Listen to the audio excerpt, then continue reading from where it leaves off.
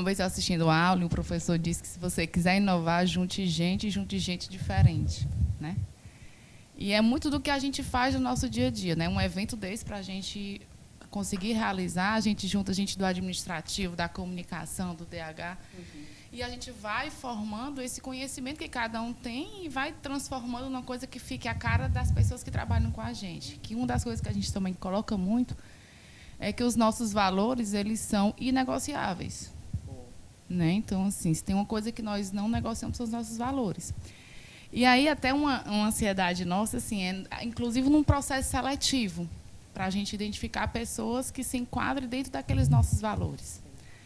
Né? E aí, dentro disso, eu vou até entrar aqui um pouco na minha pergunta, né? Que hoje fala-se muito de felicidade no trabalho. Como é que a gente faz para manter essa chama acesa e conseguir manter? Então, o principal ponto tem a ver com diversidade, a nossa capacidade de trazer para a organização o que o Brasil é hoje. Então, a gente precisa de negros e de brancos, a gente precisa de jovens e de idosos, a gente precisa da comunidade LGBT e dos héteros, a gente precisa de pessoas que fizeram faculdades de ponta e pessoas que fizeram uma faculdade baratinha no seu bairro. A gente precisa de todas as religiões, de todas as orientações. Quando você constrói um grupo multidisciplinar, você consegue somar essas experiências e essas inteligências e a gente começa a criar um processo muito orgânico de empatia. Olha, nós somos diferentes, mas todo mundo é especialista no seu assunto. Então, vocês sabem coisas que eu certamente não sei, eu sei algumas coisinhas que talvez eu possa lhes ensinar. Quando você aprende isso, você ganha humildade, você ganha experiência, você ganha novas sabedorias e a felicidade vem no pacote. Porque eu estou trabalhando com tanta gente interessante. Por exemplo, está tão gostoso conhecer vocês ao vivo e saber das vossas histórias e conhecer. É muito legal isso. E isso faz o meu trabalho me trazer um prazer adicional a tudo o que eu faço e acredito. Então, quando a gente tem uma equipe multidisciplinar, para além da questão da felicidade, a gente traz resultado financeiro. Porque, segundo o BNDES, empresas multi-tudo são 18,3% mais rentáveis. Então, isso também devolve para a organização os benefícios dessa diversidade, em forma de novos treinamentos, em forma de eventos como esse que vocês estão promovendo, em forma de promoção, em forma de satisfação para o nosso cliente. Então, é um círculo muito virtuoso esse. Né? Eu entendo que nós somos diversos, eu entendo que a minha verdade não é a única, e essa é outra coisa que a gente tem que aprender. Porque, segundo o Fernando Pessoa, existem 3 verdades: a minha, a sua e o que realmente aconteceu. E isso a gente esquece, porque quando a gente entra no mundo corporativo, a gente não pode errar, a gente tem que ter a verdade absoluta, e isso não existe. Né? A mesma coisa com o poder vai trocar de mão o tempo todo. Então, quando a gente vai dando uma maleabilidade para os nossos cargos, porque tem isso também, não existe mais descrição de cargo, existe extensão de cargo, quando a gente vai criando essa sutileza no trato, as pessoas vão ficando mais leves. E quando eu fico mais leve, eu fico mais inovador. E quando eu fico mais inovador, eu produzo melhor. E como eu produzo melhor, eu fico feliz com o meu trabalho. Eu recebo bons feedbacks. E quando eu recebo bons feedbacks, eu volto para a minha família e falo: meu trabalho é muito legal. E a minha família fica feliz comigo. E eu fico feliz com a minha família. Então, é tudo isso, porque é isso. Não existe profissão, ser humano profissional e ser humano familiar. É uma coisa só, né? Alma e corpo são indissociáveis, como trabalho e vida pessoal são indissociáveis. Então, essa é uma roda que gira muito. Eu estou muito feliz com esse momento do mundo, porque as empresas entenderam que é possível trabalhar e ser feliz no mesmo lugar, e que isso depende não da sua liderança, não do governo, não da religião, depende de você e do seu mapa mental. Por isso que eu queria indicar um livro chamado Mindset, que ajuda as pessoas a entenderem como você pensa o mundo, que conceitos você tem a seu respeito e a respeito do que é o trabalho. E trabalho começa a ser uma coisa muito divertida, à medida em que você entende que o seu emprego é uma plataforma para você brilhar e transformar a sua vida, a sua carreira e a vida da sua família e do seu entorno. É para isso que serve o trabalho, para a gente se divertir. Muitas pessoas acham que assim, na nossa empresa todo mundo é feliz. E as pessoas divergem de felicidade, de regras, de normas, né? E ninguém entende que a pessoa, para estar lá dentro, para ela ser feliz, a empresa tem as normas e ela é feliz com aquilo. Né? E aí, como é que tu consegue enxergar isso? Às vezes, a pessoa consegue ser feliz no trabalho, lógico, mesmo por meio de normas, de regras, de estruturas pesadas, né? Que aí isso, para a gente, também é uma coisa que a gente tenta trabalhar muito com isso. É a felicidade no ambiente de trabalho, que ali a gente tem normas e regras. Sim.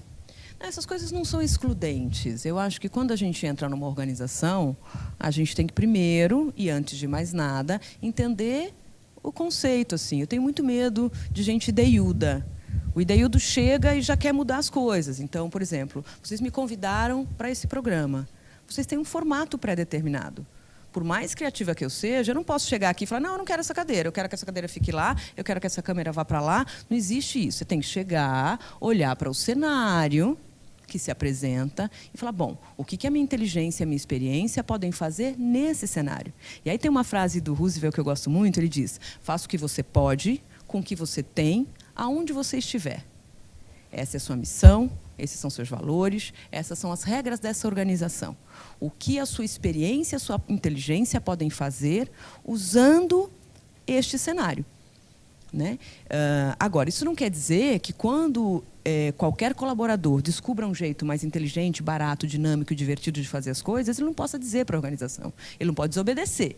Ele tem que apresentar. E eu sou uma mulher de Six Sigma. Eu acredito em indicador. Então, eu sempre, quando quis ser disruptiva nas empresas onde trabalhei, eu falei, peraí, deixa eu criar um projeto pequeno aqui, óbvio, com a aprovação da minha liderança, e se eu conseguir melhores indicadores neste novo formato, eu vou lutar para mudar a política.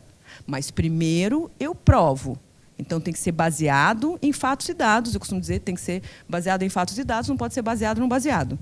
Que é quando a pessoa pira e quer fazer qualquer coisa, bicho. Não é qualquer coisa. Tem que ter indicador, tem que ter resultado.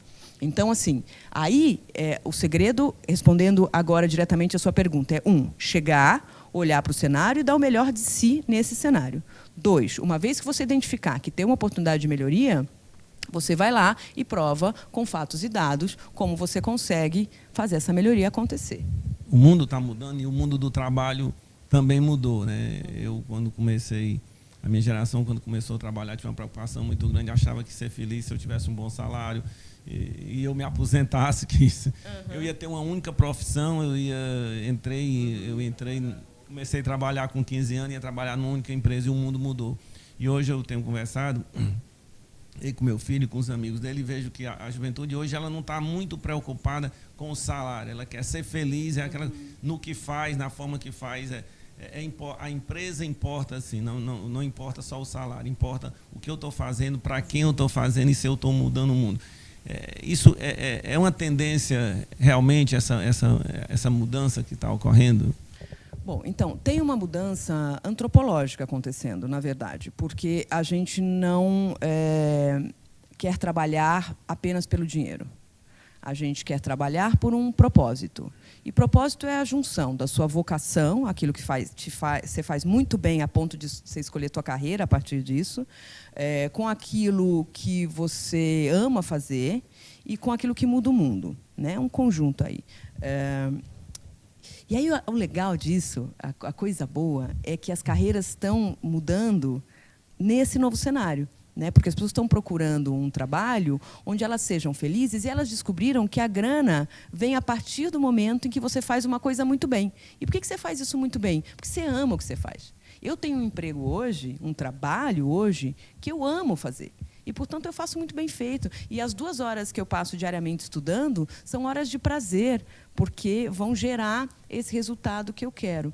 Então, eu acho que é isso. Por exemplo, o meu pai e o seu trabalharam 50 anos na mesma empresa. Eu trabalhei em 30 anos em 10 marcas diferentes. E o meu sobrinho vai trabalhar em um dia para 10 clientes diferentes. Isso significa que a gente vai ter que desenvolver novas características, competências, habilidades, sentimentos e atitudes.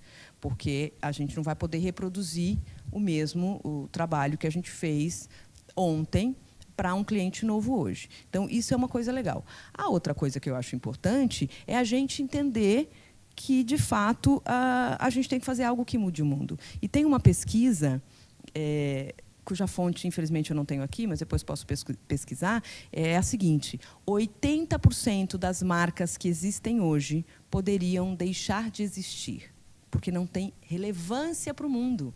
Então, olha que legal.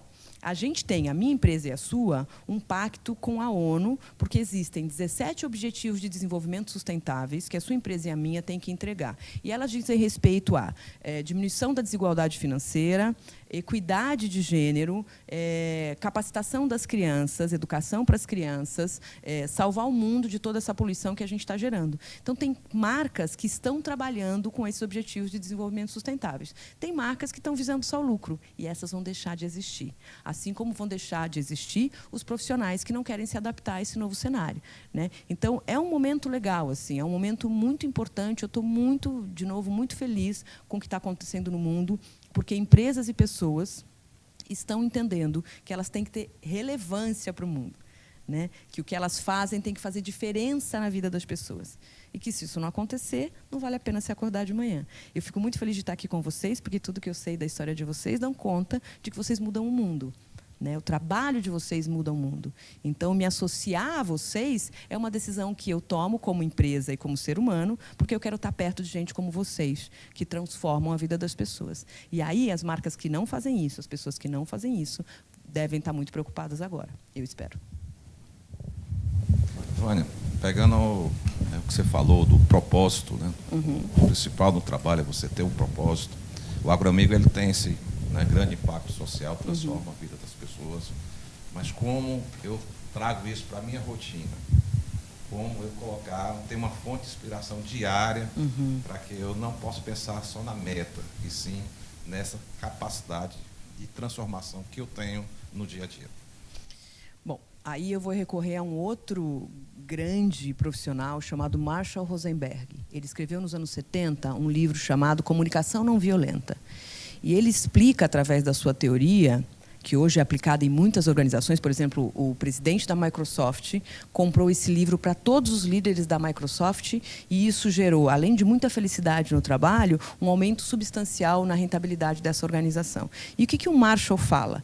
Ele te induz a fazer a seguinte pergunta diária: nas últimas 24 horas, quantas vidas eu enriqueci?